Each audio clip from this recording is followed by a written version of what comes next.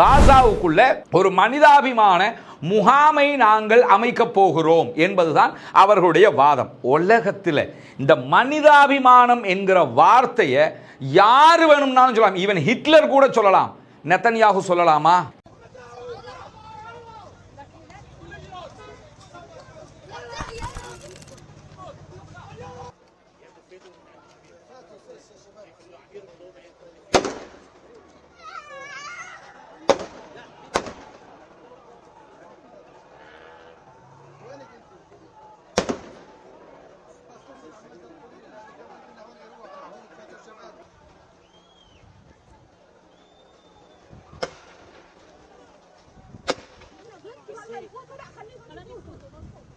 شو نعمل اذا فتنا بدون سلاح؟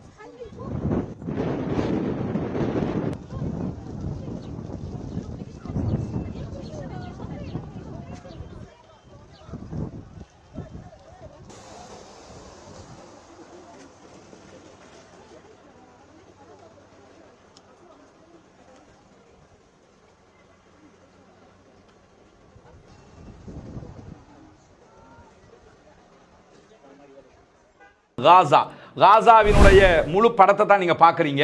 இதுதான் ரஃபா. இந்த ரஃபாவுக்குள்ள தான் அவர்களுடைய இந்த முகாமை அமைக்க போகிறார்கள். இங்க நீங்க பார்க்கலாம், இப்படி ஆட்களை கொண்டு வந்து உள்ள நிறைக்கிற வேலையை தான் அவங்க செய்ய பார்க்கறாங்க. இதுல நம்ம புரிந்து கொள்ள வேண்டிய விஷயம் என்னன்னா, ரஃபாவுல முதல் கட்டமாக அமைக்கப்பட போகிற இந்த இடத்துக்குள்ள 6 லட்சம் பேரை கொண்டு வந்து போடுறாங்க.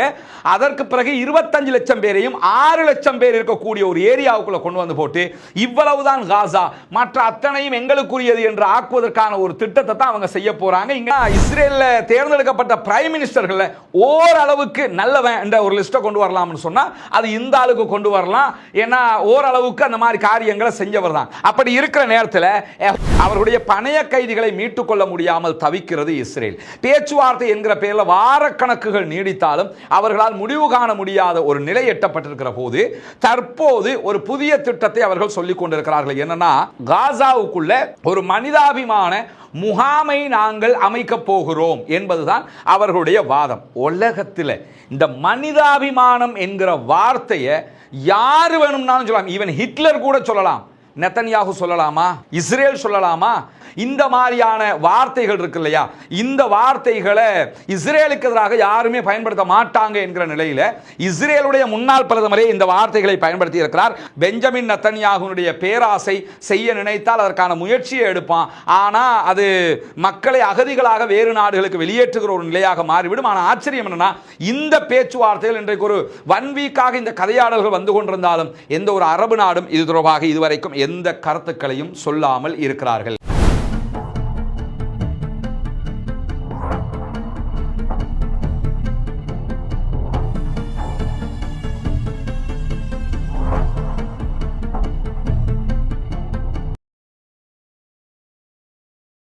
அன்பிற்கினிய சகோதர சகோதரிகளே, நம் அனைவர் மீதும் ஏக இறைவனுடைய அமைதியும் கருணையும் உண்டாகட்டுமாக. அஸ்ஸலாமு அலைக்கும் வரஹ்மத்துல்லாஹி வபரகாத்துஹு.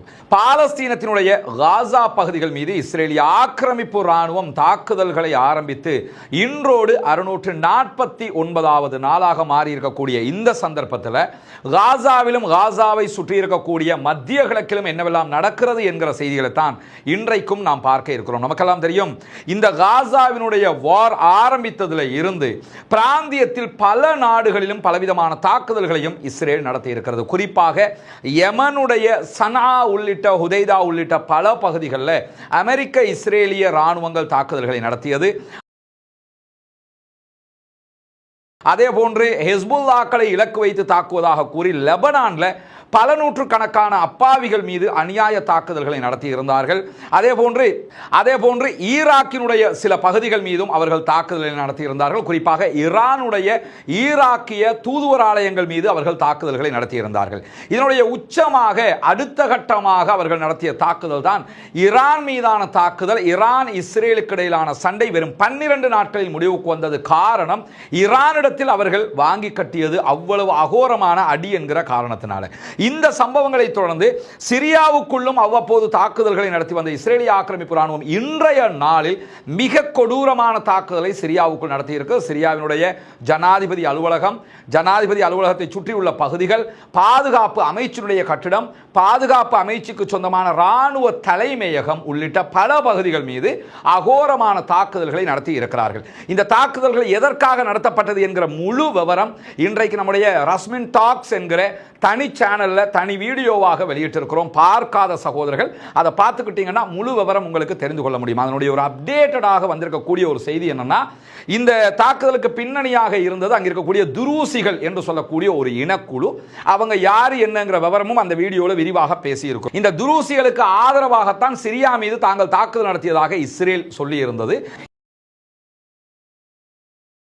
இந்த நிலையில சற்று நேரத்துக்கு முன்பதாக சிரியாவினுடைய அரச தொலைக்காட்சியில் உரையாற்றிய துருசிகளுடைய மத தலைவராக இருக்கக்கூடிய யூசுப் ஜார்பு என்கிறவர், நாங்கள் அரசாங்கத்தோடு ஒரு யுத்த நிறுத்த ஒப்பந்தத்தை மேற்கொண்டிருக்கிறோம் என்கிற செய்தியை வெளியிட்டிருக்கிறார். அரசாங்கத்திற்கும் துருசிகளுக்கும் இடையில் ஒரு சீஸ்ஃபயர் ஏற்பட்டிருக்கிற காரணத்தினால துருசிகளுக்கு ஆதரவான ஆயுத குழுவும் தற்போது அமைதி நிலைக்கு திரும்பி இருப்பதாகவும், அதே நேரத்தில் சிரியாவினுடைய ராணுவம்னா அகமது ஷாராவினுடைய படை ராணுவமாக ஆரம்பிக்கிறாங்க, அவர்களும் தற்போது அமைதி நிலை எடுத்திருக்கிற காரணத்தையும் அவர்கள் தெளிவூட்டி இருக்கிறார்கள். இதற்கான அடிப்படை என்னன்னு சொன்னா, துருசிகள்கிட்ட சிரிய கவர்மெண்ட் பணிய வேண்டும் என்பதற்காகத்தான் இந்த தாக்குதல் நடத்தப்பட்டது. இந்த சிரியா கவர்மெண்ட்டுடைய லட்சணம் என்ன, அதனுடைய பின்னணி என்ன என்பதெல்லாம் அந்த வீடியோவில் நீங்கள் விரிவாக பார்த்து கொள்ள முடியும், புரிந்து கொள்ள முடியும். எனவே தற்போது சிரியாவில் ஓரளவுக்கு அமைதி திரும்பி இருக்கிறது என்பதை நாம் புரிந்து கொள்ள முடிகிறது. அதே நேரம் இன்றைக்கு காசா பற்றி வெளியாகி இருக்கக்கூடிய மிக முக்கியமான செய்திகளை நாம் தெரிந்து கொள்ள இருக்கிறோம். நமக்கெல்லாம் தெரியும், காசாவில் இஸ்ரேல் நடத்தி வரக்கூடிய இந்த அநியாய தாக்குதல்களை அவர்கள் நிறுத்துவதற்கு நினைத்தாலும் நிறுத்த முடியாத ஒரு லாக்ல மாட்டிக்கிட்டு இருக்கிறாங்கிறது தொடர்ந்து நம்ம பார்த்து வர்றோம். காரணம் என்னன்னா, பாலஸ்தீன விடுதலை ராணுவம் ஒரு சிறிய ராணுவம் தான். ஆனால் மிகப்பெரிய ராணுவங்களோடு மோதுவதற்கு தயாரான இஸ்ரேலால் பாலஸ்தீன ராணுவத்தை ஜெயிக்க முடியவில்லை. விரிவான காரணத்தை நேற்றைய வீடியோவிலையும் சொல்லியிருந்தோம். என்னன்னா, அவர்களுடைய ஆயுதங்கள்ல இருந்து அத்தனையும் அவர்கள் தான் தயாரிக்கிறார்கள். பசியோடும் பட்டினியோடும் நாங்கள் இருந்தாலும் பரவாயில்லை, எங்களுடைய நாடு முக்கியம், எங்களுடைய பூமி முக்கியம் என்று அவர்கள் போராடி கொண்டிருக்கிறார்கள். எனவே பங்கருக்கு கீழே இருக்கக்கூடியவங்க மேல பங்கர் பஸ்டர் பாம்களை போட்டு கூட அவங்களால் அழித்து முடிக்க முடியவில்லை என்கிற நிலையில அவர்களுடைய பணைய கைதிகளை மீட்டுக் கொள்ள முடியாமல் தவிக்கிறது இஸ்ரேல். பேச்சுவார்த்தை என்கிற பெயரில் வாரக்கணக்குகள் நீடித்தாலும் அவர்களால் முடிவு காண முடியாத ஒரு நிலை எட்டப்பட்டிருக்கிற போது தற்போது ஒரு புதிய திட்டத்தை அவர்கள் சொல்லிக் கொண்டிருக்கிறார்கள். என்னன்னா, காசாவுக்குள்ள ஒரு மனிதாபிமான முகாமை நாங்கள் அமைக்க போகிறோம் என்பதுதான் அவர்களுடைய வாதம். உலகத்தில் இந்த மனிதாபிமானம் என்கிற வார்த்தையை யார் வேணும்னாலும் சொல்லலாம். ஈவன் ஹிட்லர் கூட சொல்லலாம், நெத்தன்யாகு சொல்லலாமா, இஸ்ரேல் சொல்லலாமா? நவீன கால 10 மடங்கு ஹிட்லராக நெத்தன்யாகுவையும் அவருடைய நாட்டை நம்ம பார்த்துக்கிட்டு இருக்கக்கூடிய நேரத்தில் மனிதாபிமான நகரம் என்றொன்றை அமைக்க போகிறோம் என்கிறார்கள். இது காசாவுக்குள் உருவாகி இருக்கிற ஒரு குவாண்டனாமா என்பதையும் நாம் புரிந்து கொள்ள வேண்டும். இந்த மனிதாபிமான நகரம் தொடர்பாக அவர்களுடைய பாஷையிலே சொல்றதாக இருந்தால், இஸ்ரேலுடைய முன்னாள் பிரதமர் எஹுட் ஒல்மர்ட் பேசியிருக்கக்கூடிய செய்திகள் இன்றைக்கு இஸ்ரேலிய ஊடகங்களில் பரவலாக பார்க்கப்படக்கூடிய ஒன்றாக மாறி இருக்கிறது. இவர்தான் இஸ்ரேலுடைய முன்னாள் பிரதமர் எஹுட் ஆல்மர்ட். இவரை பொறுத்தவரையில் இவர் ரொம்ப சுத்தவாளி, நல்லவர், வல்லவர் என்றெல்லாம் நம்ம பார்க்க முடியாது. இவருடைய ஆட்சி காலத்திலும் காசாவினுடைய அப்பாவிகள், பாலஸ்தீனத்தினுடைய அப்பாவிகள் வெகுவாக கொன்று குவிக்கப்பட்டிருக்கிறார்கள். அதில் எந்த மாற்றமும் கிடையாது. ஆனால் இஸ்ரேலில் தேர்ந்தெடுக்கப்பட்ட பிரைம் மினிஸ்டர்கள் ஓரளவுக்கு நல்லவன் என்ற ஒரு லிஸ்ட்டை கொண்டு வரலாம்னு சொன்னா அது இந்த ஆளுக்கு கொண்டு வரலாம். ஏன்னா ஓரளவுக்கு அந்த மாதிரி காரியங்களை செஞ்சவர் தான். அப்படி இருக்கிற நேரத்தில் எஹூட் ஒல்மர்ட் வெளியிட்டிருக்கக்கூடிய கருத்துக்கள் மிக முக்கியமானதாக பார்க்கப்படுகிறது. குறிப்பாக பிரிட்டிஷினுடைய கார்டியன் செய்தித்தாளுக்கு தான் அவர் இந்த பேட்டியை கொடுத்திருக்கிறார். அதில் அவர் என்ன சொல்றாருன்னா, காசாவில் இஸ்ரேல் உருவாக்குவதாக சொல்கிற இந்த மனிதாபிமான நகரம் என்பது ஏற்றுக்கொள்ள முடியாதது, இது ஒரு வதை முகாம் என்கிற வார்த்தையை அவர் பயன்படுத்தி இருக்கிறார். அது மட்டுமல்லாமல் அவருடைய பேட்டியில் அவர் மெசக்கர் என்கிற வார்த்தையை பயன்படுத்த பயன்படுத்துறாரு. அதே போன்று இன அழிப்பு செய்கிறது இஸ்ரேல் என்கிற வார்த்தைகளையும் அவர் மிக தெளிவாக பயன்படுத்தி இருப்பதை நம்ம பார்க்க முடிகிறது. என்னன்னா இந்த மாதிரியான வார்த்தைகள் இருக்கு இல்லையா, இந்த வார்த்தைகளை இஸ்ரேலுக்கு எதிராக யாருமே பயன்படுத்த மாட்டாங்க என்கிற நிலையில இஸ்ரேலுடைய முன்னாள் பிரதமரே இந்த வார்த்தைகளை பயன்படுத்தி இருக்கிறார். பாலஸ்தீனர்கள் புதிய மனிதாபிமான நகரத்திற்கு நாடு கடத்தப்பட்டால் அப்படி ஒன்றை உருவாக்கி நீங்க அங்க அவங்களை கொண்டு போனீங்கன்னா என்ன நடக்கும் சொன்னா இது ஒரு இன அழிப்பு நடவடிக்கையாக மாறும். அது மட்டுமல்லாம காசாவில் இருக்கக்கூடிய அப்பாவி மக்கள் ஆல்ரெடி சாப்பிட வழி இல்லாமல் இருக்கிறாங்க, மருந்துகள் இல்லாமல் இருக்கிறாங்க. அவர்கள் வாழ முடியாத ஒரு சூழல் உருவாகுவது மட்டுமல்லாமல் அவர்கள் நாட்டை விட்டு வெளியேற வேண்டிய அகதிகளாக வேறு நாடுகளுக்கு போக வேண்டிய நிர்பந்தம் ஏற்படும். அவர்களை தள்ளிவிட்டு தூக்கி எறிகிற வேலையாக இது மாறிவிடும். எனவே இது ஒரு இன அழிப்பு தான் என்பதை தவிர எனக்கு வேறு எந்த புரிதலும் இது தொடர்பில் இல்லை என்கிறார். இதை செய்யாதீங்க, இது ஒரு பெரிய இன அழிப்பை நீங்க ஜினசைட் ஒன்று பண்ண போறீங்க அப்படின்னு சொல்லி இஸ்ரேலுடைய முன்னாள் பிரதமரே சொல்றாரு. காசாவுக்குள்ள ஒரு குவாண்டனாமாவை இவர்கள் உருவாக்க போகிறார்கள் என்பதையும் நாம் புரிந்து கொள்ள வேண்டும். இந்த வரைபடத்தை நீங்க பாத்தீங்கன்னு சொன்னா இந்த வரைபடத்தில் அவங்க எப்படி இதை உருவாக்க போகிறார்கள் என்பதை சொல்லி இருக்கிறார்கள். குறிப்பாக நீங்க பார்க்கலாம், இதுதான் காசா. காசாவினுடைய முழு படத்தை தான் நீங்க பாக்குறீங்க. இதுதான் ரஃபா. இந்த ரஃபாவுக்குள்ள தான் அவர்கள் அவர்களுடைய இந்த முகாமை அமைக்க போகிறார்கள். இங்க நீங்க பார்க்கலாம், இப்படி ஆட்களை கொண்டு வந்து உள்ள நிறைக்கிற வேலையை தான் அவங்க செய்ய பார்க்கறாங்க. இதுல நம்ம புரிந்து கொள்ள வேண்டிய விஷயம் என்னன்னா, ரஃபாவுல முதல் கட்டமாக அமைக்கப்பட போகிற இந்த இடத்துக்குள்ள 6 லட்சம் பேரை கொண்டு வந்து போடுறாங்க. அதற்கு பிறகு 25 லட்சம் பேரையும் 6 லட்சம் பேர் இருக்கக்கூடிய ஒரு ஏரியாவுக்குள்ள கொண்டு வந்து போட்டு இவ்வளவுதான் காசா, மற்ற அத்தனையும் எங்களுக்குரியது என்று ஆக்குவதற்கான ஒரு திட்டத்தை தான் அவங்க செய்ய போறாங்க. இங்க நீங்க பார்க்கலாம், காசாவினுடைய இந்த பகுதிகளை பாருங்க. அப்படியே இந்த பகுதிகளை நீங்க எடுத்துக்கிட்டீங்கன்னா ஒரு பஃபர் ஜோன் மாதிரி ஒரு பகுதி வருகிறது. இந்த பகுதி பூராகவும் நாங்க தான் கண்ட்ரோல் பண்ணுவோம்ங்கறாங்க. அதே மாதிரி இந்த இடத்தை நீங்க பாத்தீங்கன்னா இதையும் அவங்க தான் கண்ட்ரோல் பண்ண போறதாக சொல்றாங்க. அதே மாதிரி இங்க நீங்க பாத்தீங்கன்னா இது பிலடெல்பி காரிடோர், இதையும் நாங்க தான் கண்ட்ரோல் பண்ணுவோம்ங்கறாங்க. மொத்தத்தில் காசாவை சுற்றி நாங்கள் கண்ட்ரோல் பண்ணுவோம், நடுவுல கண்ட்ரோல் பண்ணுவோம், இந்த பகுதி முழுவதும் நாங்க கண்ட்ரோல் பண்ணுவோம் என்று சொன்னால் இங்க யாரும் வாழ மாட்டாங்க, இதுக்குள்ள மட்டும் தான் வாழணும், இதெல்லாம் எங்களுக்கு என்று சொல்லி நாங்க ஆக்க போறோம்ங்கறாங்க. இதனால தான் காசாவுல சமாதான பேச்சுக்கள் இழுபறி நிலையில இருக்குது. இத சொன்னா யாராவது ஏத்துக்குவானா? ஏத்துக்கிற மனோநிலையில நம்மளாவது இருக்கிறோமா? அப்ப பாலஸ்தீன மக்களை ஏத்துக்குவாங்களா? நிச்சயமாக ஏற்றுக்கொள்ள மாட்டார்கள், ஏற்றுக்கொள்ளவும் கூடாது என்கிற காரணத்தினால தான் தோஹா கத்தார்ல பேச்சுவார்த்தை ரொம்ப இழுபறியாக நடந்து கொண்டிருக்கிறது. பாலஸ்தீனத்தை மொத்தமாக அபகரிப்பதற்கான சூழ்ச்சியை இஸ்ரேல் செய்கிறது. யுத்தத்தால் செய்ய முடியாததை சமாதானத்தின் மூலமாக செய்ய பார்க்கிறார்கள். எனவேதான் பாலஸ்தீன விடுதலை அமைப்பு சொல்றாங்க, சமாதானம் முடியாது அப்படின்னா வா சண்டை பிடிச்சுக்கிடுவோம், முடியும்னா எங்களை அடிச்சு கொண்டு விட்டு நீ இடத்தை பிடிச்சுக்கங்கறாங்க.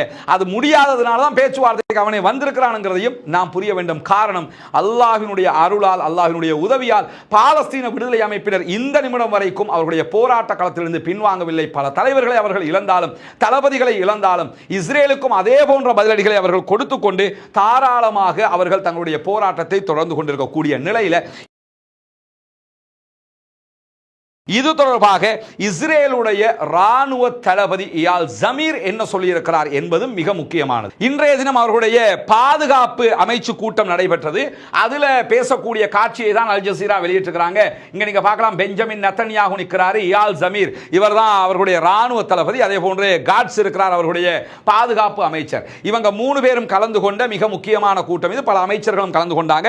அதுல நெத்தன்யாகுவை வைத்துக் கொண்டே இயால் ஜமீர் மிக தெளிவாக என்ன சொல்றாருன்னு சொன்னா, இந்த காசாவுக்குள்ள இன்னொரு நகரத்தை உருவாக்கி நம்ம கண்ட்ரோல் பண்ணுகிற இந்த திட்டம் என்பது சாத்தியம் அற்றது, இதை செய்யக்கூடாது என்று இயால் ஜமீர் சொல்லுகிற அதே நேரத்தில் பெஞ்சமின் நெத்தன்யாகும் அவருடைய அமைச்சர்களும் இப்படி ஒன்றை செய்ய வேண்டும் என்று நிர்பந்தித்துக் கொண்டிருக்கிறார்கள். காரணம் என்னன்னா, அப்பதான் அவங்களுக்கு இந்த ஆட்சியை கண்டினியூ பண்ண முடியும். அவங்களுடைய அந்த யுத்தத்தையோ அது மாதிரி சண்டை ஒன்றோ இருந்தா தான் தேர்தல் நடத்தாம போக முடியும்ங்கிற காரணத்தினால தான் மீண்டும் அந்த லெவலுக்கு அவங்க வர்றாங்க. சேனல் 20 இஸ்ரேலுடைய அறிக்கைகள் பிரகாரம் ரஃபாவுல இடிபாடுகளுக்கு மத்தியில் இஸ்ரேல் கட்டுகிற இந்த திட்டத்தை நான் எதிர்க்கிறேன், இதனால் எந்த விதமான லாபமும் இஸ்ரேலுக்கு வராது என்கிறார் இயால் ஜமீர், இஸ்ரேலுடைய ராணுவ தளபதி. அதே நேரத்தில் இந்த திட்டத்துக்குள்ள முதல்ல 6 லட்சம் பேரை கொண்டு வருவதும் பிறகு 2.5 மில்லியன் மக்களை 25 லட்சம் மக்களை உள்ள கொண்டு வருவதும் என்பது சாத்தியமற்றது, இதை செய்ய முடியாது, எனவே இது நமக்கு ஃபெயிலியர் ஆகிரும், எனவே இதை செய்யாதீங்கன்னு சொல்லி அவர் சொல்லி இருந்தாலும் பெஞ்சமின் நெத்தன்யாகுனுடைய பேராசை செய்ய நினைத்தால் அதற்கு அதற்கான முயற்சியை எடுப்பான். ஆனால் அது மக்களை அகதிகளாக வேறு நாடுகளுக்கு வெளியேற்றுகிற ஒரு நிலையாக மாறிவிடும். ஆனால் ஆச்சரியம் என்னன்னா, இந்த பேச்சுவார்த்தைகள் இன்றைக்கு ஒரு 1 வீக்காக இந்த கதையாடல்கள் வந்து கொண்டிருந்தாலும் எந்த ஒரு அரபு நாடும் இது தொடர்பாக இதுவரைக்கும் எந்த கருத்துக்களையும் சொல்லாமல் இருக்கிறார்கள். இப்படியான சூழ்நிலையில இன்றைக்கு காசாவுக்குள்ள பாலஸ்தீன அப்பாவிகள் நிறைய பேர் கொல்லப்பட்டிருக்கிறார்கள். குறிப்பாக இன்றைய தினம் சுகாதார அமைச்சகம் வெளியிட்டிருக்கக்கூடிய அறிக்கையில் கான் யூனிஸுக்கு தெற்கில் இருக்கக்கூடிய ஒரு உதவி விநியோக மையம், அமெரிக்காவும் இஸ்ரேலும் உணவு கொடுக்கிறோம் என்கிற பேரில் நடத்தக்கூடிய மையம், அதை மூட சொல்லித்தான் சர்வதேசமே கேட்டுக்கிட்டு இருக்கிறாங்க. ஏன்னா பசியோடு இருக்கிற மக்களை உணவு எடுக்க வர சொல்லி அந்த இடத்துல கொன்று குவிக்கிற ஒரு அநியாயத்தை அவங்க செய்கிறாங்க. இருந்தாலும் உணவு முக்கியம் என்பதற்காக எத்தனை பேர் கொல்லப்பட்டாலும் அந்த இடத்துக்கு மக்கள் போய்கிட்டே இருக்கிறாங்க, வேற வழி இல்லாமல். அப்படி போன மக்களுக்கு மத்தியில் இன்றைக்கு அவர்கள் டியர் கேஸ் அடிச்சிருக்கிறாங்க, கண்ணீர் புகை தாக்குதல் நடத்தி இருக்கிறார்கள். இந்த கண்ணீர் புகை தாக்குதல்களில் மொத்தமாக 21 பாலஸ்தீன அப்பாவிகள் கொல்லப்பட்டிருக்கிறார்கள். அதில் 15 சகோதரர்கள் மூச்சு திணறலால் கொல்லப்பட்டிருக்கிறார்கள் என்கிற செய்திகள் வெளியாகி இருக்கு. பொதுவாக டியர் கேஸ் எதுக்கு அடிப்பாங்கன்னா கண்ணீர் புகை, அதை அடிச்சா அதுல இருந்து வரக்கூடிய புகை காரணமாக கண்ணில் கண்ணீர் வரும், கண்ணீரால் எரிச்சல் காரணமாக அந்த இடத்துல நிற்காம ஓடிடுவாங்க. இதுதான் டியர் கேஸ் பயன்படுத்துவதற்கான மூல காரணமாக இருக்கும். ஆனால் ஆச்சரியம் என்னன்னு கேட்டால், இஸ்ரேல் அடிக்கக்கூடிய டியர் கேஸுகள் யார் சுவாசிக்கிறாங்களோ அவங்க செத்து போகிற நிலைமையில் இருக்குதுன்னு சொன்னால், இது கண்ணீர் புகையை தாண்டி நுரையீரல் வரை சென்று தாக்கக்கூடிய ஒரு விதமான கெமிக்கல் அதற்குள் யூஸ் பண்ணப்படுகிறது, அநியாயம் செய்யப்படுகிறது என்பது மிக தெளிவாக தெரியக்கூடிய ஒன்றாகவும் மாறி இருப்பதை நம்ம பார்க்க முடியும். உணவு தேடச் சென்று கூட மரணிக்கிற நிலை அந்த மக்களுக்கு ஏற்பட்டிருக்கிறது. அல்லாஹ் மட்டும்தான் அவர்களை பாதுகாக்க வேண்டும் சகோதரர்களே. இந்த நிலையிலே இன்றைக்கு காலையிலிருந்து இஸ்ரேல் நடத்தி இருக்கக்கூடிய தாக்குதல்கள் 51 சகோதரர்கள் கொல்லப்பட்டிருக்கிறார்கள், ஷஹீதாகி இருக்கிறார்கள். 21 சகோதரர்கள் இதில் உதவி தேட போன இடத்துல ஏற்கனவே நம்ம சொன்ன மாதிரி கொல்லப்பட்டவர்கள், ஷஹீதாக்கப்பட்டவர்கள். இந்த நிலையில் இஸ்ரேலுக்குள்ளாக ஒரு கருத்து கணிப்பு எடுக்கப்பட்டிருக்கிறது. இதில் காசாவை மொத்தமாக இஸ்ரேல் கட்டுப்படுத்த வேண்டுமா வேண்டாமா என்பது தொடர்பாக மாரிவ் செய்தித்தாள் வெளியிட்டு கூடிய கருத்து கணிப்பில் 52% இஸ்ரேலியர்கள் காசா பகுதிகளை இஸ்ரேல் கட்டுப்படுத்த வேண்டும் என்று சொல்லி இருக்கிறார். அவங்க நினைச்சாலும் கட்டுப்படுத்த முடியாது இந்த நிமிஷம் வரைக்கும், அதை நம்ம பார்க்கிறோம். ஏன்னா பாலஸ்டைன் போர்சஸ் அங்கே இருக்கும்போது இவர்களால் அதை செய்ய முடியாது.